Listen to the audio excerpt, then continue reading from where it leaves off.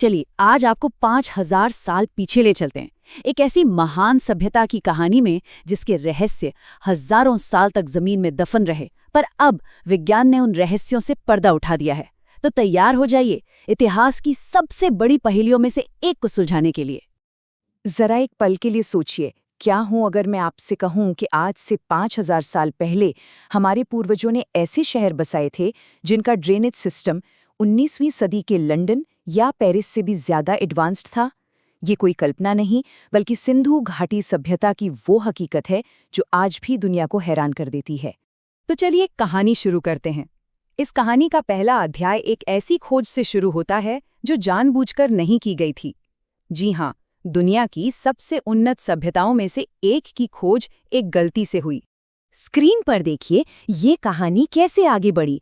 1826 में एक ब्रिटिश भगोड़े ने इन खंडरों को गलती से सिकंदर का शहर समझ लिया।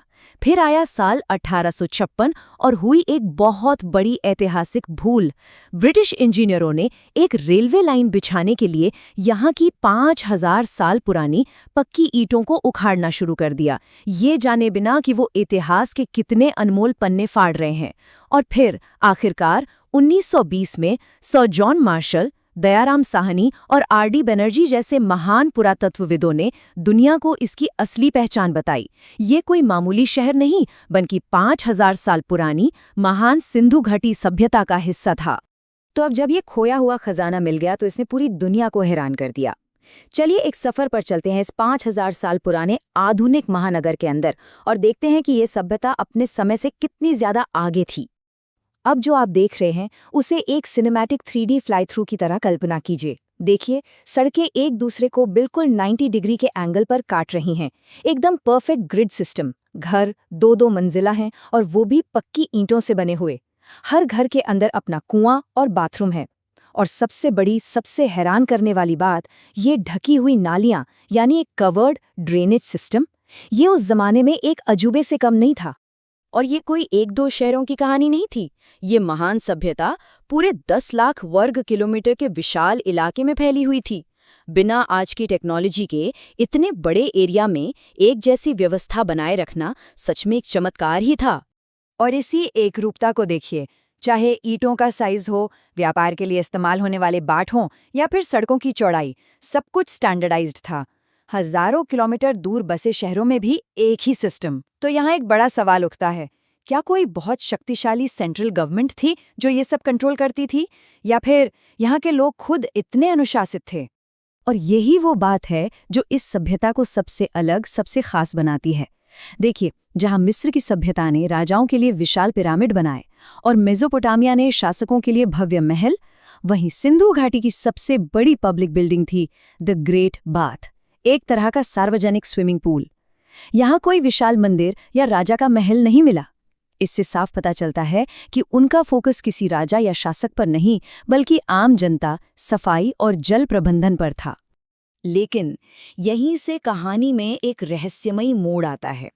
एक सभ्यता जो इतनी एडवांस थी, इतनी व्यवस्थित थी, वो आखिर गई कहाँ? वो लोग कहाँ चले गए? ये सवाल इतिहास की सबसे बड़ी पहेलियों में से एक बन गया। इस सवाल के जवाब में सालों तक 2 थ्योरीज खूब चली। पहली थी आर्यन आक्रमण थ्योरी, कि बाहर से आए आर्यों ने इन पर हमला करके इन्हें खत्म कर दिया। दूसरी एक और अजीब थ्योरी थी प्राचीन परमाणु विस्फोट की। लेकिन साइंस ने इन दोनों ही थ्योरीज को पूरी तरह से खारिज कर दिया है। मोहनजोदाड़ो से मिले कंकालों की फोरेंसिक जांच में लड़ाई या हमले का कोई सबूत नहीं मिला और न ही वहां किसी तरह की रेडियो एक्टिविटी पाई गई। तो फिर असली वजह क्या थी? अगर कोई हमला नहीं हुआ तो क्या हुआ? सालों की रिसर्च के बाद आधुनिक विज्ञान ने असली मुजरिमों को ढूंढ निकाला है, और वे कोई इंसान नहीं थे। चलिए इस पूरी प्रक्रिया को स्टेप बाय स्टेप समझते हैं। सबसे पहले लगभग 4000 साल पहले हिमालय में जबरदस्त भूकंप आए। इन भूकंपों की वजह से नदियों ने अपना रास्ता बदल लिया। यमुना पूरब की तरफ बहने लगी और सतलुज पश्चिम की तरफ। इसका सीधा नतीजा ये हुआ कि इन दोनों से पानी लेने वाली विशाल घग्गर हकरा नदी, जिसे कई लोग प्राचीन सरस्वती नदी मानते हैं, वो सूखने लगी। और जब जीवन देने वाली नदी ही सूख गई तो शहर वीरान होने लगे।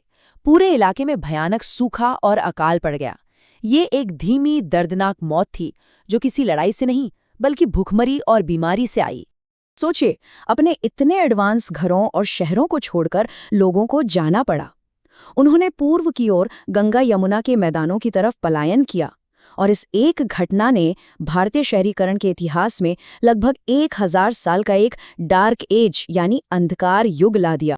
शहर वीरान हो गए, सभ्यता बिखर गई, लेकिन कहानी यहाँ खत्म नहीं होती, क्योंकि लोग बच गए।